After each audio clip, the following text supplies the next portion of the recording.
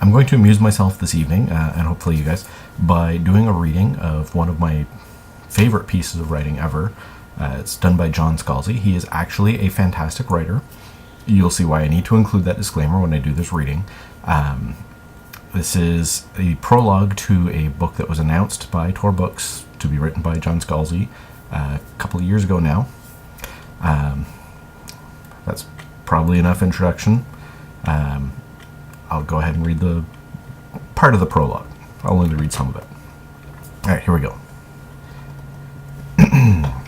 Night had come to the city of Skalandarharia, the sort of night with such a quality of black to it that it was as if black coal had been wrapped in blackest velvet, bathed in the purple-black ink of the demon squid Drindle, and flung down a black well that descended toward the deepest, blackest crevasses of Drindlethengen, the netherworld ruled by Drindle, in which the sinful were punished, the black of which was so legendarily black that when the dreaded Drindlethengen Flaggen, the ravenous, blind, black badger trolls of Drindlethengen, would feast upon the uselessly dilated eyes of the damned, the abandoned would cry out in joy as the Drindlethengen Flaggen Morden, the feared black spoons of the Drindlethengen Flaggen, pressed against their optic nerves, giving them one last sensation of light before the most absolute blackness fell upon them, made yet even blacker by the injury sustained from a falling lump of ink-bathed, velvet-wrapped coal.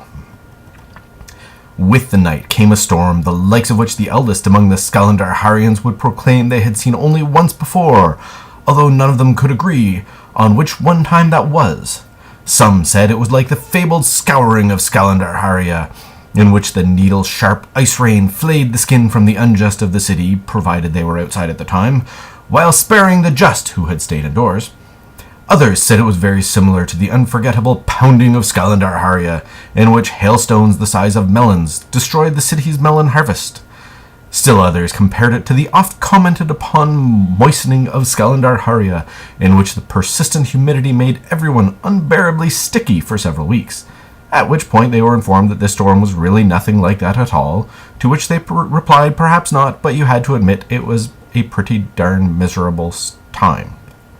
Which is to say, it was a dark and stormy night. And in that dark and stormy night, upon the walls of Smailcaven, the imperial castle of Skalandarharia, two guards stood upon a watch. "It is a dark night," said Barnes the first. "Aye, and stormy too," said Roel the second. "Have you ever seen a storm like it?" asked Barnes. "Only once," said Roel. "Yet if it were not for the lightning, we wouldn't be able to see at all," Barnes said. "It is so dark that I would lose my sword at the end of my hand." "And that is why we must be on our guard," said a third voice, booming from beside them. The two guards drew their swords. Lightning flashed above them as they did so, revealing the form of Quinto, their lieutenant, standing on the wall. Thunder pealed shortly thereafter, shaking them all. "Had I not spoken, I would have been upon the two of you like a demon," Quinto said to Barnes and Roel. "Well, it is dark," Barnes said. "And you're wearing black," said Roel. "And you're on your tiptoes," Barnes said. "I don't want your excuses," Quinto said, bringing his feet down. "If you can't defend this castle, you might as well not be guards at all." "Yes, Lieutenant," Barnes said. "You have to admit, Lieutenant, that the captain of the guard isn't making it easy for us to do our job," Roel said. "We're out here on a dark and stormy night, no moon, with all the light from the city snuffed, and not even a torch for us to see by." "You know why that is, Roel," Quinto said. "Captain Yelth was ordered by the Emperor's wizard himself.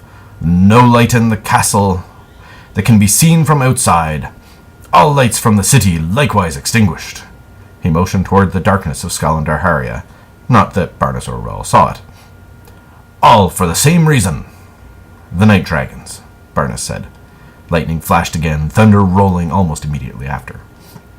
"That's right," Quinto said. Roel snorted. "You have something to say, Roel," Quinto said. "Begging the lieutenant's pardon," Roel said, "but night dragons? Are we meant to believe that the Emperor's wizard, or the Emperor himself, really believes in such things?" "You know of the same reports I do, Roel," Quinto said. "Caravans attacked, the city itself infiltrated and citizens taken away, buildings mysteriously burning in the night. The wizard's own investigators have been to the burnt shells. They say there's no doubt it's the night dragons. They say they've returned after all these years. Bollocks, Ruel said. You don't believe in night dragons? Baroness asked to Ruel as lightning flashed once more. Of course I don't, Ruel said around the thunder. I may be a guard and a soldier, but I am not an uneducated man. I once spent 3 months in a school. I am a man of science, and science tells us that an animal as large as a night dragon is meant to be simply cannot fly. If they can't fly, they're not dragons. Night dragons are a myth. If it's not night dragons, then how do you explain the attacks on the caravans in the city? Baroness asked. As a man of science would, Ruel said, by suggesting sound and realistic alternatives to the fanciful suggestions that night dragons did these things. Such as? Quinto asked. Vampires and werewolves, Ruel said. Quite obviously. Vampires and werewolves, Quinto said. That's right, Ruel said. Have you ever seen a vampire or a werewolf? Quinto asked. Has anyone ever? Of course no one's seen them, Ruel said.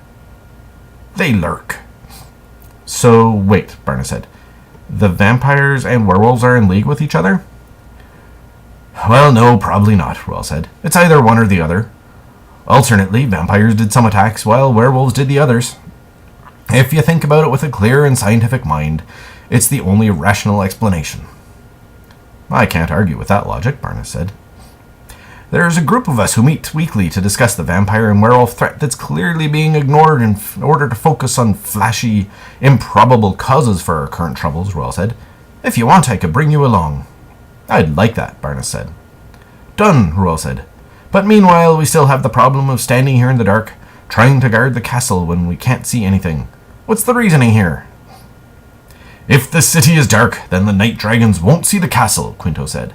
It makes it more difficult for them to attack from the air. See, now that's just nonsense, Ruel said.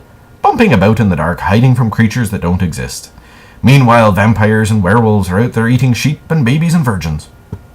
Who will think of the babies, Baroness said. And the virgins. And the sheep. Exactly, Ruel said. Nonsense, I tell you. Nonsense or not, you still have your orders, Quinto said. Yes, Lieutenant, Ruel said, and we'll follow them. What little good they do anyone. He snorted again. Honestly, night dragons. It's hard to believe anyone would really believe in them. Some of the things people say about them are complete foolishness.